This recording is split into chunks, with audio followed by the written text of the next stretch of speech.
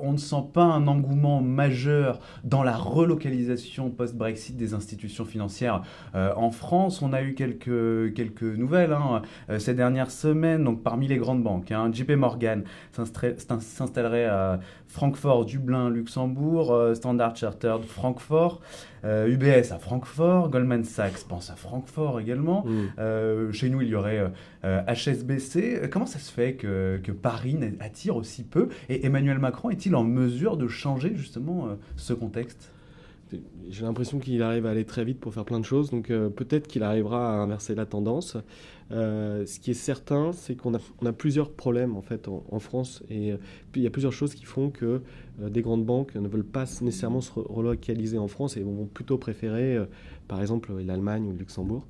Et une des raisons, par exemple, c'est la taxe sur les salaires dans les entreprises financières. Donc la taxe sur les salaires, c'est un truc très particulier qu'on n'a qu'en France, qui est une taxe qui est entre 10 et 20% du salaire brut des cadres qui travaillent dans les banques françaises et qui se rajoute à toutes les charges que déjà on paye lorsqu'on on embauche quelqu'un. Donc ça, c'est quand même assez pénible, surtout lorsqu'on parle de grandes banques d'affaires, peut-être la JP Morgan ou Goldman Sachs, vous avez cité, où il y a des salaires qui vont être importants. Ben, tous ces salaires, s'ils sont basés en France, ils vont être 15 à 20% plus chers. C'est la même chose d'ailleurs en ce qui concerne les fintechs. Alain Clot, qui était à votre place il y a quelques semaines, nous disait qu'il y avait une dizaine de contacts avec des fintechs britanniques pour une implantation en France. C'est assez décevant Mm. pour l'instant. Est-ce que les mesures d'Emmanuel Macron, donc, qui visent à favoriser le financement des entreprises, donc le cantonnement de l'ISF à la rente immobilière, mais pas seulement, le taux de prélèvement forfaitaire unique à 30% sur les revenus du Ouais. capital, seront-ils des éléments utiles justement pour aider à ces fintechs à revenir et aider aussi les entreprises françaises à se développer davantage? Bien sûr. Ce qu'on a vu, en fait, pendant ces élections, il y a eu beaucoup d'incertitudes. On a su vraiment que Emmanuel Macron serait président que à la fin même du deuxième tour, pas nécessairement à la fin du premier tour. On a vu les marchés financiers internationaux qui priçaient quand même un risque que ça soit pas lui le président, même jusqu'au second tour. Et donc, on se rend compte qu'au niveau international, les gens ne savaient pas trop ce qui allait se passer en France pour les 5 années qui arrivent. Donc, face à un risque d'incertitude comme celui-là, beaucoup d'entreprises se sont dit on va peut-être pas investir pour l'avenir immédiatement. Surtout que le dernier président avait dit mon ennemi c'est la finance.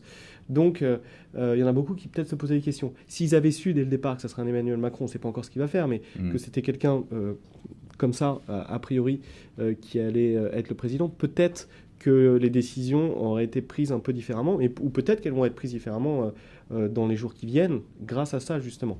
Donc en effet, toutes ces mesures sont très bonnes pour attirer certaines sociétés, et je pense qu'il y a certaines sociétés qui peuvent changer d'avis. Dans les noms que vous avez cités, je sais qu'il y en a une ou deux qui se posent des questions et en fait qui aussi font une sorte de chantage en disant voilà, il faut nous faire des super Pour monter les conditions. enchères. Voilà.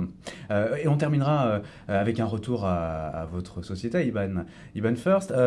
Et l'univers des néobanques, l'actualité récente, chaude et moins chaude, a montré que c'était plutôt compliqué de se développer tout seul quand on était une néobanque. L'actualité très chaude, évidemment, c'est Compte Nickel qui a été racheté par BNP Paribas. Il y a eu aussi Fidor Bank, donc, qui a été racheté par BPCE. Parmi les cagnottes en ligne, Litchi, Morning, est-ce que une néobanque comme la vôtre est forcément destinée à entrer dans le giron d'une banque au final? Non, je crois pas. Je pense qu'il y a deux cas de figure en fait dans ce que vous avez dit. Il y a le premier cas de figure où on parle de fintech qui apporte un service supplémentaire au service des banques, donc un peu comme les cagnottes ou des choses comme ça, où il n'y a peut-être pas de vrai business model derrière. Donc en fait, le but ultime de ces sociétés, du coup, c'est de faire l'acquisition client et du coup de se revendre à une banque après et de faire partie du giron d'une banque. C'est ça la raison d'être de beaucoup de fintech d'ailleurs. Et puis après, il y a les autres sociétés comme la nôtre qui sont, elles, en fait, qui offrent de vrais services financiers. Donc, c'est pas un add-on de services financiers. Nous, on est véritablement établissement de paiement. On a véritablement notre propre système de core banking. Et là, notre objectif est tout autre. Et nos ambitions sont tout autres. Alors, et par rapport à celles qui sont vendues, donc peut-être qu'on peut être dans la même catégorie qu'un compte nickel ou qu'une Fidor Bank, on va dire.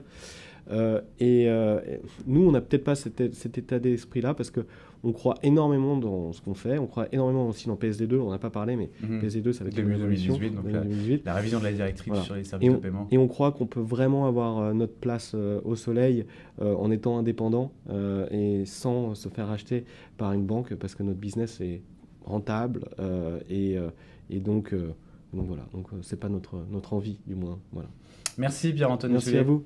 Et à bientôt sur la GFI TV.